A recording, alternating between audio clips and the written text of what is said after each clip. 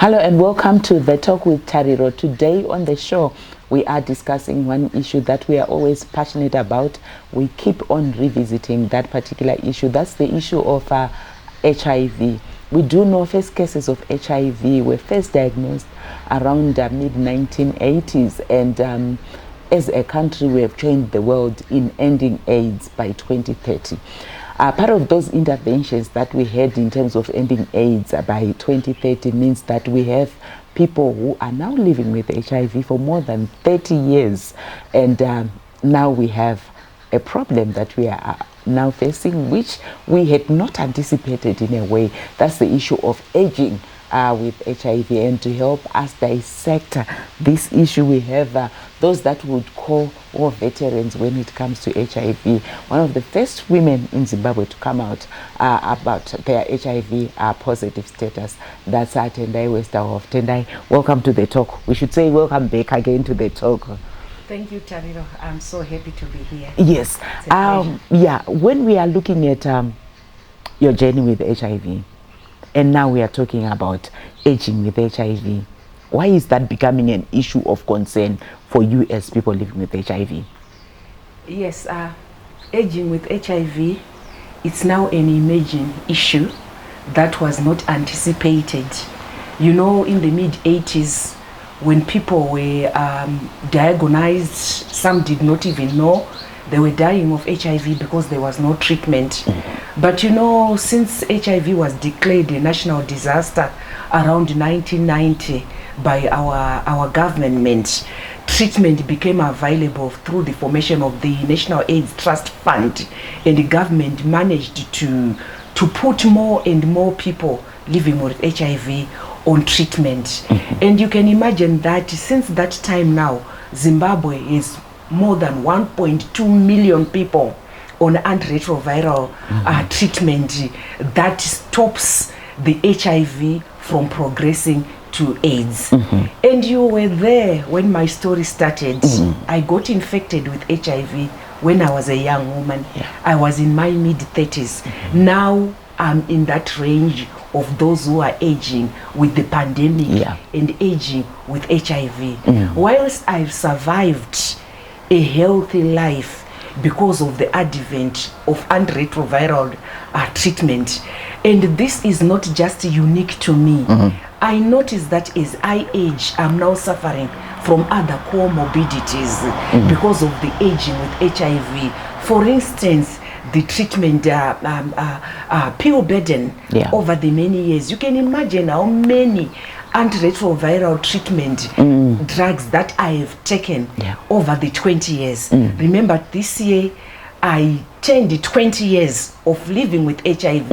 And just yesterday we were in Marondera, where the Zimbabwe National Network of People Living with HIV marked 30 years of existence, where we had a woman who is now in her early 70s, who has lived with HIV for 30 years. But we all have one thing in common. HIV and aging is bringing new issues that were not foreseen, and it's a worry. I will continue to refer to my personal experience with the antiretroviral treatment I'm taking. It is fine. They are working well for me, and I'm in that category that is in the U equals to U, which means undetectable and untransmissible. And my viral load is undetectable. I cannot transmit to the next person, but I still take precautions. However, I'm realizing now, because of the many years of taking treatment and also the aging part, my immune system is not as strong as it used to be when I was younger. I try to exercise, but as you can see now, when I used to come on your program, Tariro, I was a size 10. Slender And everything. But look at me now. At one time, I actually weighed 109 kgs.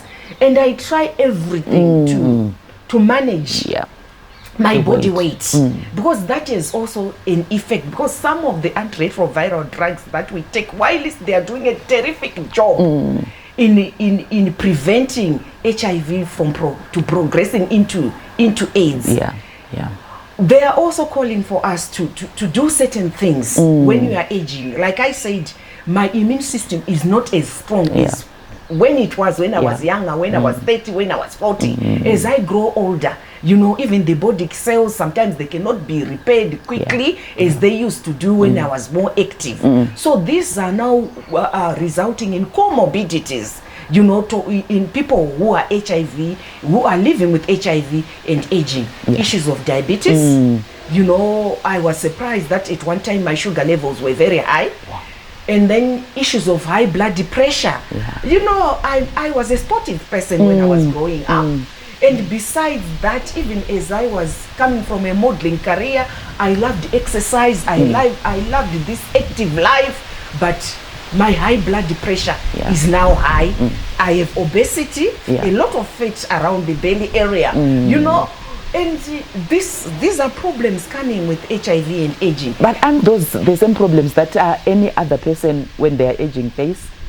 Of course they may be, but because our immune system is already compromised, for us, you know, they tend to take a toll on us. So the issue of diabetes, the issue of decaying teeth. For instance, now I have dental issues with all my teeth, you know. And I'm not saying that it's being caused by an HIV status, but we need those things to be looked into. And then the issue of cancers. And when we talk about cancers, it's not just about breast cancer. It's prostate cancer in men and other cancers, and cervical cancer for women who are living with aging. You know, and some of us, we catch this cervical cancer when we were younger, and you know, they cause these multiple sexual partners and not using protection, and some of it might be hereditary in the family, etc, etc. So those are some of the problems that we are facing as people living with HIV and aging. Sometimes the legs that just itch from nowhere, they become hot at night. When you are trying to sleep, you cannot sleep.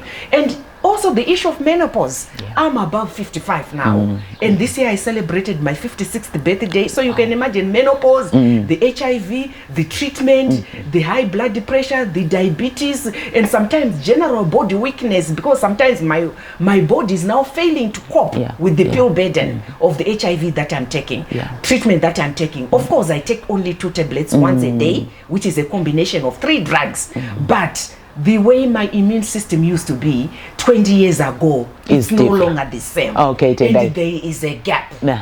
Indeed, she is saying the way her immune system has been 20 years ago, there is a gap. There is the issue of the pill burden. We will continue hearing from the veteran herself after the break. We are addressing the issue of aging with HIV.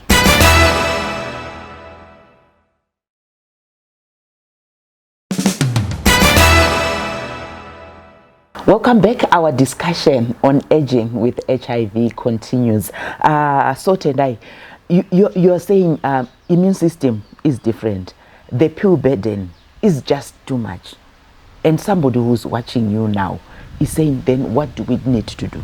Yes, when I say the pill burden, remember when HIV started, the first treatment of HIV, there were so many pills, cocktails that people used to take. But now some are taking only 1. I take 2, a combination of 2 tablets, that is a combination of 3 drugs. So I would not say the pill burden. I'm saying the adherence over the many years of taking the same pills. But I want people to get me right there, because even people with diabetes with high blood pressure, they are also taking some kind of treatment over the many years.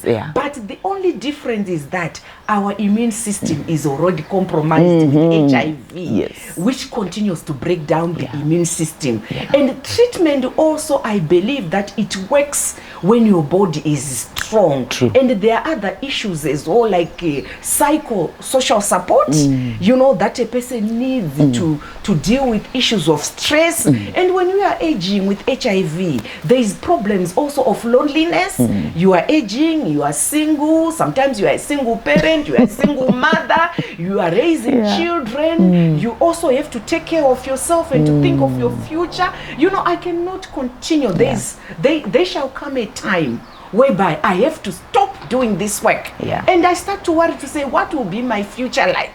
You know, because even on the pension, I'm not there, I'm not covered. We have been doing this voluntary work for many, many years. So true. when I retire, say from 10 years from now, Yeah. I have to move out and young people tend to have to take over. Yes. But because I'm now aging, Yeah. I'll be faced with other lots of problems whereby access to treatment of these comorbidities, morbidities that I'm talking about, Yes. is not really readily available. Yeah. And there's another problem again of eyesight. Yeah. I now wear spectacles, which I didn't do 25 years ago. Yeah. So all these things are coming, and they're affecting people with the aging with HIV. And you asked, what is it that we need to do? I feel that we need now to refocus, reprogram, and people who are living with HIV and AIDS, we should treat them as key populations. We need a research to find out with what is happening with those people who are on treatment and living with HIV. But that research has to be in totality to look at their wellness. I mentioned cervical cancer. Sometimes we just feel body weakness, and that may be, you know, it's being caused because the treatment now, it's now too strong for my body, because my immune system, while my viral load is undetectable, but sometimes the treatment is now becoming too strong for me. That's why sometimes I feel weakness. So we need a research, you know, a countrywide research where it is being administered to find out what's happening to people who are living with HIV and aging the 50s and above 50 and above. Yes. You know, that research really, I don't know if it was ever done in this country, but as the Pan-African Positive Women's Coalition, we are pushing towards a nationwide research to find out how the effects of HIV and aging on women who are living with HIV, who are 50 years old and above. And I'm sure that because the country now will be kind of reviewing its strategic plan, we want to make sure that issues of HIV and aging, as they affect women, both men and women and KP populations and everyone across the board, are also included in the country's strategic plan, you know, so that they are included, and that the interventions, the new interventions that are coming, they should include those issues. And Tendai, recently you were in Montreal, Canada, where we had the International AIDS Conference. Some of these issues, did they come out there? Because we know all key stakeholders were there, and you are indeed talking about the need for research for us to know what exactly is happening at those global platforms. Were some of these issues addressed as well? Yes. People who are living with HIV and aging are amplified their voices at the International AIDS Conference that happened in Montreal, in Canada last month, which I happened to attend because I was manning the Women Networking Zone. So at the Women Networking Zone, I think we had organizations such as WOFAC, Women and AIDS in Kenya, who were sharing their experiences of aging with HIV. It's becoming a global issue which cannot be ignored. And you can imagine that as a country recently, we are recovering from the advent of COVID, though it's not yet really gone. It also has severe effects on people who are aging with HIV and COVID-19. So we encourage people to also continue to get vaccinated and to get those boosters for COVID, you know. And you've touched really one issue of COVID-19 and how it impacted people living with HIV. Looking at you as a constituency, going deeper into it, how did COVID-19 impact people living with HIV? Maybe even not just women, but the whole constituency. We were impacted negatively like everyone else, but we suffered the double burden.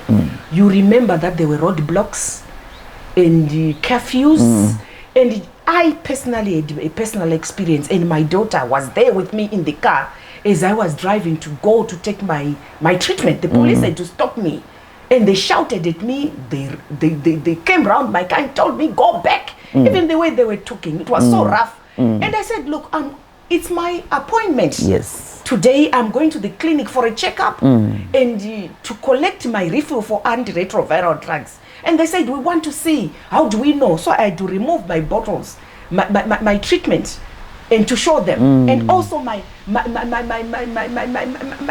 card, you know, which I use at the clinic. I had to reveal it at the clinic.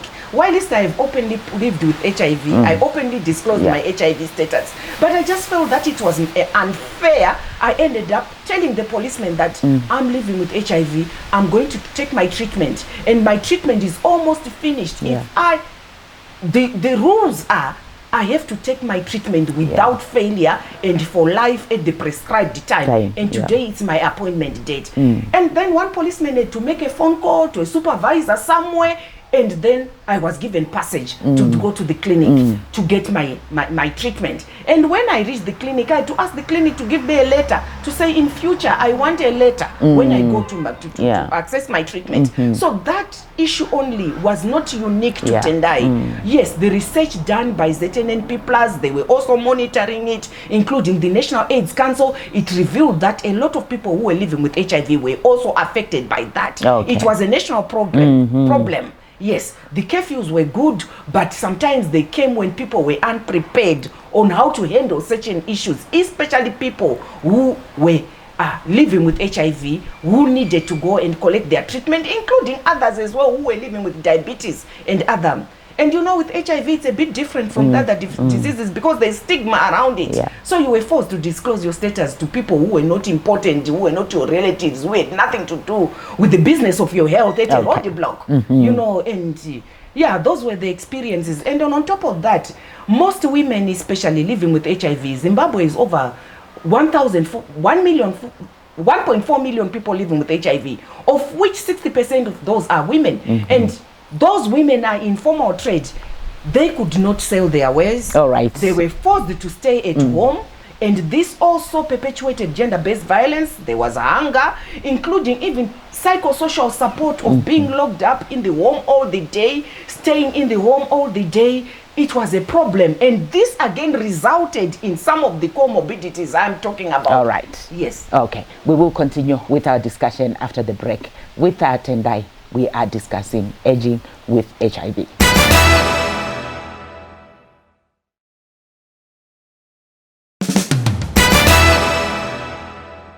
Welcome back as we continue with our discussion. Tendai, you spoke about the issue of you being undetectable and your virus being untransmissible. And there's a lot of confusion amongst people regarding this. Could you enlighten us more on that? Yes, undetectable and untransmissible simply means that a person living with HIV who has been on treatment mostly for 6 months and above, and for many years, if you were taking your treatment diligently as prescribed and taking the right treatment, your viral load is now suppressed. It means it's undetectable. You cannot pass on the viral load to the next person. And this is an advantage, especially to women living with HIV. With the advancement in the elimination of mother-to-child transmission, they can safely give birth to children, to babies who are HIV negative. However, it means that even if when I have sex with my partner, I'm most likely not able to transmit the virus. But I'll still say to people, I want to emphasize that we still need dual protection. Even if your viral load is undetectable, we need to use the prevention strategies that are there, like condoms, etc., so that we ensure that we protect ourselves from reinfection and protect the next person. So that's what undetectable means, and that's what untransmissible means. And considering the fact that many people, I would say maybe 90% or even higher of people living with HIV are on treatment. As a country, how are our new infections? Well, we have to think of the hard to reach. We have a population whereby we have the hard to reach. And among those hard to reach, the infections could be growing up higher. They could be going up higher. And you know, the statistics and research has shown that young women between the ages of maybe 15 to 24 years are more prone to HIV infection than boys of the same age because of the age mixing in sexual relationships, etc., gender-based violence, rape, and other. So we need to target that, including key population, men who have sex with men. We also have other men who have sex with both men and women. So there is an intervention that is needed there. You know, we need to find out where the hard to reach people are and service that population so that we hold new HIV infection and encourage people, even those who do not know their status in particular, to get tested and counseling for HIV so that they know their status. Once they know their status early, we use treatment as a prevention because the policy for the government is test and treat. It's not like many years back whereby a person had to be tested, you go for this, you go for that before you are put on treatment. Once you test positive, they start the process to initiate you on treatment. So once you are on treatment, it reduces new HIV infection. But at the end of the day, we are saying prevention, prevention, prevention. And to all adults who are consenting into sexual relationships, condomize, avoiding sexual multiple partners, you know, being faithful, you know, even the marriage haven, sometimes it's not safe even for the married woman. We need to have those interventions at all those levels, and sexual and reproductive health as well for people who are living with HIV and aging across the board to ensure that they get these wellness programs and healthy seeking behavior for everyone. And as a constituency, as people living with HIV, any other concerns that you might be saying, these are the issues that we have? Yes, we are also affected economically, and for treatment to work, there are issues of nutrition, which has faded now because people look well, but treatment also works well when there's nutrition. People living with HIV, like any others, they also need employment, they need economic empowerment projects so that they can sustain their families, especially women. Yes, they also need land that they can tilt and build where there is water. They also need the housing stands so that they can also have decent lifestyles like everyone else. Yes, the issue of economic empowerment tops, and also access to health services at whatever level. Those are the problems that they also face. But I want to emphasize that treatment for HIV in our country, it's available, it's free, and we hardly run out of HIV drugs at whatever level. All the HIV dispensing centers around the country, they have the drugs, and people living with HIV have access to those life-saving drugs that have brought new hope. Look at me. Can you tell that I'm 56 years old, a grandmother of 5? Wow. I even look happier, but the morbidities of HIV and aging are now affecting me. And what's your parting shot to Zimbabweans? What I would like to say to Zimbabwe, let's join hands towards the last mile of ending AIDS by 2030. Gone are the days where we used to treat HIV and AIDS or an HIV positive status as a death sentence. I always say if Tendai has lived, you know, for 20 years, you can also live, but you can start to live once you know your status. If you don't, you know, the stigma is unnecessary. You know, there are no lions and snakes at the testing center, you know, and we can help both men and women to ensure that the new generation is AIDS-free and that our wives give birth to children who are AIDS-free. And we can also age with HIV and see our grandchildren grow and our children grow. So let's all join hands, one male engagement from community level. Each and every one of us is a part, the infected and the affected, and with the political will that we have from our government, we can beat HIV by 2030. Thank you. Indeed we can. make ending AIDS by 2030 a reality. What Tendai is saying, Iweneni Tinebasa. Let's all join hands. What we want is to have an AIDS-free generation. Until next week, it's goodbye.